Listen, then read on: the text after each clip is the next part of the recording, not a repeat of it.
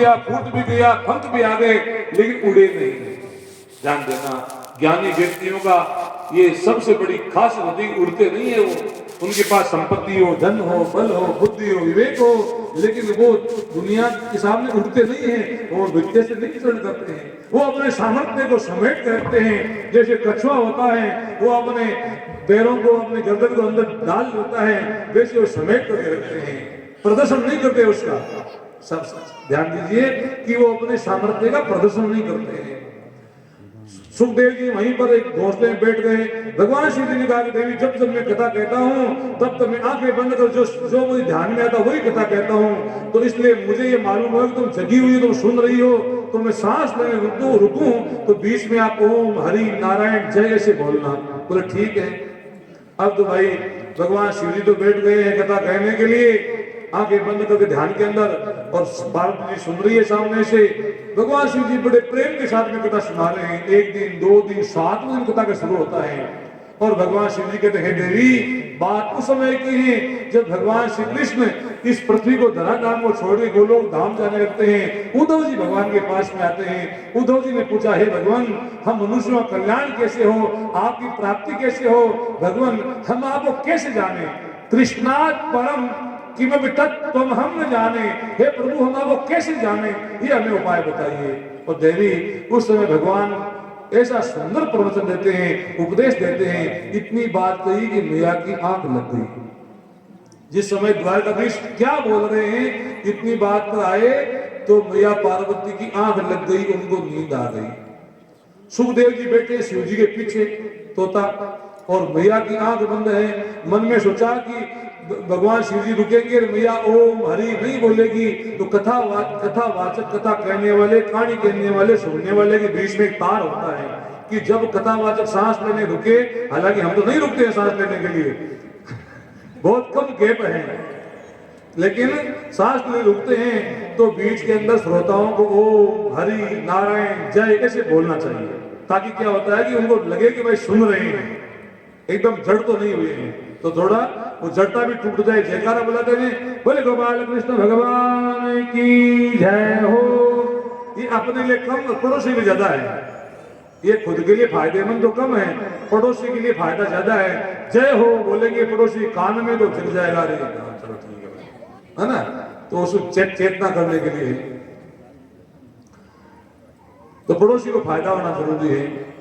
अब जैसे ही भगवान शिव जी कथा कह रहे हैं, तोता पीछे से ओम ओम बोल रहा है, कथा पूर्ण हुई, भगवान शिव जी जयकार लगाया है, बोले द्वारिकाधीश भगवान की जय हो। जैसे जयकारा लगाया और मैया ने कान फड़फड़ाए, बोले भगवान। फिर द्वारिकाधीश ने क्या कहा, बोले मैंने कथा पूर्ण कर दी है, जयकारा बोल दिया है, आप कहां से लगी थी। बोले भगवान मेरी आंख लग गई थी। उन आंख लग गई थी, इतनी लंबी आंख लग गई। बोले प्रभु मुझे तो नींद आ गई थी। भगवान ने कहा, देवी जो कथा का सार था, जो काम की बात थी, जो सुनने वाली बात थी, वो तो आपने सुनी ही नहीं, चूक गई ना आप। तो भगवान शिव पार्वती ने क्या कहा, सुनाने वाले आप, मेरे पति देवादेव महादेव, और मैं सुनने वाली बाधा क्या है। भगवान ने कहा बाधा है, बाधा क्या है कि भाग्योदय बहु जन्म समझते ने, जब तक पुण्योदय नहीं होता है, जब तक भाग्योदय नहीं होता है, जब तक अति हरि कृपा जाय पर होई, अति हरि कृपा नहीं होती है, तब तक वो नहीं सुन सकता, चाहे सुनने वाले महादेव जी क्यों नहीं हो। साक्षात शिव जी भी सुनाने वाले तो भी उसको नींद आ जाएगी, आंख लग जाएगी। इसलिए बैठने में सावधान रखनी चाहिए, सुनने में तो चेष्टा रखनी चाहिए। तभी तो सूची ने कहा कि सावधान तो या सुनो, तुम सावधान होकर सुनो, ऐसा नहीं गफलत के अंदर एकदम सावधानी से हर शब्द को सुनते हुए चेष्टा सुनो, ताकि तुम्हारा इसमें भला होगा, कल्याण होगा, कृष्ण संतोष है, तुम्हें भगवान की प्राप्ति होगी, तुम्हें ज्ञान की प्राप्ति होगी, ज्ञान भक्ति वैराग्य का वर्धन होगा।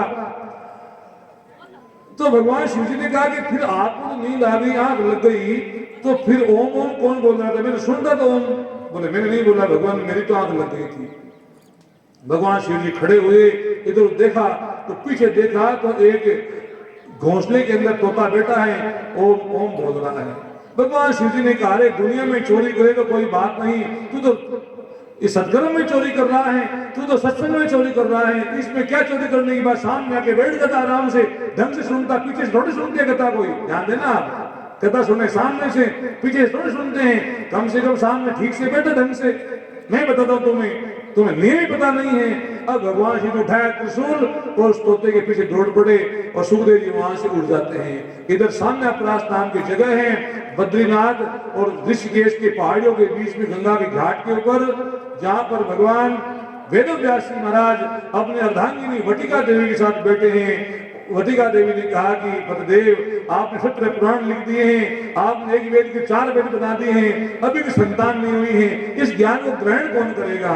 व्यास जी महाराज ने कहा, देवी चिंता मत करो, भगवान की जरूर कृपा होगी, भगवान की कृपा से आपको संतान की प्राप्ति होगी।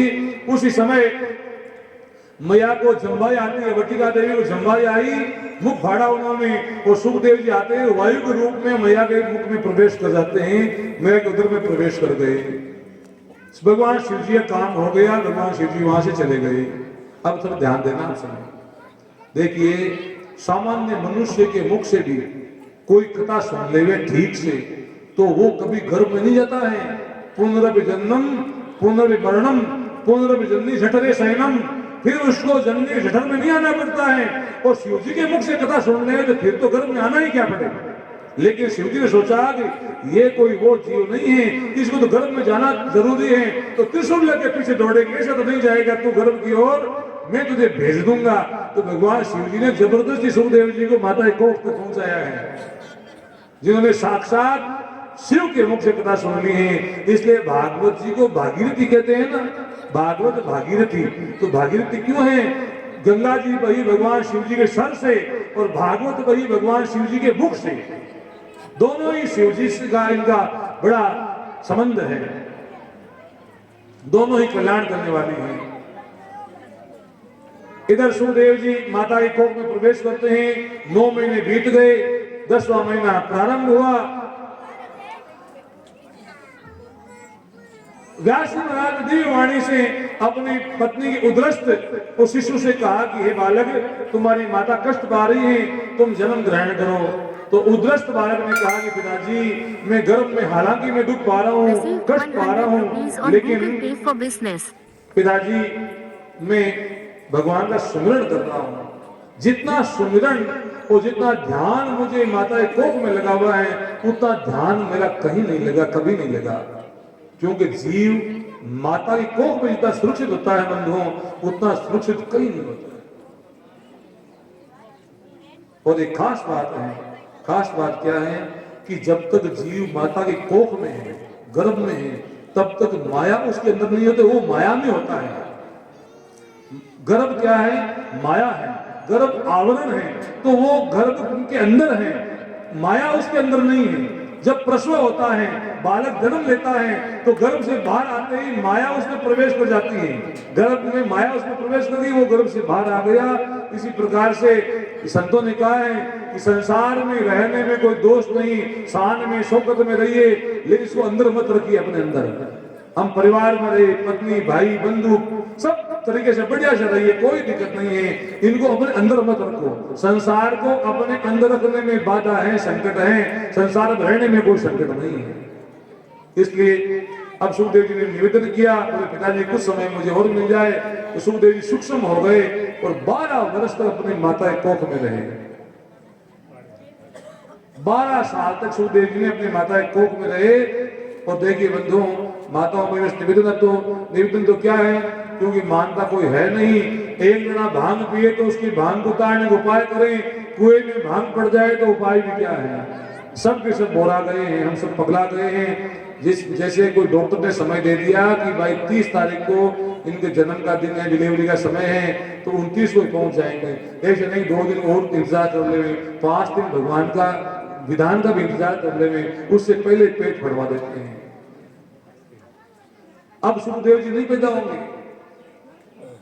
अब तुलसीदास जी नहीं पैदा होंगे, क्योंकि तुलसीदास जी अपनी माता के कोख में 20 महीने रहे थे। सुखदेव जी अपनी माता के कोख में 12 साल तक रहे थे। अब तो एक घड़ी भी बेबे से नहीं रहने दे रहे हैं। हो सकता है कोई दिव्य जीव आने वाला हो तो उस जीव को हम ऐसे साधना नहीं कर लेंगे, फिर भी कोई बात नहीं है, व्यवस्थाओं की बात है। ध्यान देने की बात है, चेतने की बात है, होश करने की जरूरत है। 12 साल के बाद सुखदेव जी का प्राकट्य हुआ। जन्म होते ही सुखदेव जी शरीर पुनः बड़ा हो गया। गर्भ की नाल को काटने का मौका नहीं दिया, उसको गले में लपेट लिया और घर से बाहर निकल पड़े। व्यास जी की तो दृष्टि पड़ी घर से बाहर निकलते हुए। व्यास जी दृष्टि पड़ी, सुखदेव जी तो घर से बाहर निकल चुके थे कि भाई कोई उनके प्रसूति गृह से कोई बालक निकला, चला गया घर से बाहर। यम प्रव्रजन्तमनुपेतम पेत कृत्यम द्वैपायनो विरह कातराजुहावे पुत्रेण तन्वेतया तरवो विनेदुष तम सर्वभूतहृदयं मुनिमानतोऽस्मि। पुत्र पुत्र पुत्र, इस प्रकार से व्यास जी पुकार रहे हैं। तरवो विनेदुष, पेड़ पौधे घाटियां वनस्पतियां, इन्होंने पुत्र पुत्र आवाज लगाई है, लेकिन सुखदेव जी ने मुड़ के पीछे नहीं देखा। वो तो जंगल की ओर प्रस्थान कर गए। इधर व्यास जी पीछे पीछे जा रहे थे। एक तालाब के अंदर कुछ अप्सराएं स्नान कर रही थी, देवांगनाएं स्नान कर रही थी। तो व्यास जी को देखा तो तुरंत उन्होंने अपने तन को ढक लिया, कपड़े पहन लिए। व्यास जी उनके पास में आए और कहते हैं कि हे देवांगनाओं, आपको मुझ बूढ़े को देख के शर्म आ रही है। मैं तो आपके दादाओं का भी दादा हूँ, इतनी लंबी उम्र का हूँ, मुझे देख के शर्म आ रही है। और मेरा पुत्र सुखदेव अभी अभी नग्न यहाँ से, उसके तन पर ढकने के लिए एक वस्त्र का तार भी नहीं है, उसको देख के शर्म नहीं आई आपको? तो देवांगनाओं ने हाथ जोड़े और कहा कि महाराज, शर्म तो भेद से होती है, अभेद से क्या शर्म है? अभेद का अर्थ है जिसमें कोई भेद नहीं हो। आपका बेटा सुखदेव यहाँ से गया है, उसको स्त्री पुरुष का भेद मालूम नहीं है। वो सब में परमात्मा को देखते हैं, सब में ईश्वर को देखते हैं। उनके अंदर ऐसा भेद नहीं, मैं तो पुरुष हूँ और ये स्त्रियां हैं। महाराज, आपको पता है कि आप स्वयं पुरुष हैं, हम स्त्रियां हैं, इसलिए लाज है। तो व्यास जी महाराज वहां से वापस घूम गए, अपने कुटिया के बाहर आकर बैठ गए, बड़े चिंतित होते हैं। इतने में नारद जी महाराज वहां पर आए। नारद जी को देख के प्रणाम किया है। नारद जी ने व्यास जी के चेहरे पर चिंता की लकीरें देखी और पूछा कि व्यास जी महाराज, क्या बात है, आप चेहरे पर चिंता की लकीरें हैं? व्यास जी ने कहा कि हे नारद जी, मुझे संतोष नहीं मिला है। मैंने एक वेद के 4 वेद बना दिए, मैंने 17 पुराण लिख दिए, लेकिन अभी तक मेरा भेद नहीं मिटा है। नारद जी ने कहा कि हे व्यास जी, आपने संतों का संग नहीं किया। ध्यान देना, देखो भाई, कोई कितना भी ज्ञानी हो, यदि सत्संगति नहीं करेगा, गुणी लोगों को संग नहीं करेगा, तो ज्ञान का आचरण संभव नहीं है। इसलिए नित्य सत्संग करना चाहिए। अच्छे लोगों में, बड़े लोगों के अंदर, ज्ञानियों के अंदर, समझदार लोगों में, संतों में, कथा वार्ता के अंदर उनमें उनका अवलंबन लेना चाहिए, उनका सहारा लेते रहना चाहिए, ताकि अपना वो व्यक्ति ज्ञान निष्ठ बना रहे, वो ज्ञान उसके आचरण में आता रहे। नहीं तो लिखा कि हतम ज्ञानम क्रिया विहीनम, ज्ञान भी क्रिया विहीन है, आचरण विहीन ज्ञान नष्ट रहता है। तो बोले महाराज, सत्संग से क्या होता है, संतों के संग से क्या होता है? तो अब नारद जी महाराज अपने पहले के जीवन की बात बता रहे, सब ध्यान देना। नारद जी ने कहा कि हे व्यास जी, मैं पहले के जन्म में एक दासी का बेटा था। मेरी माता एक राज परिवार में सेवा किया करती थी।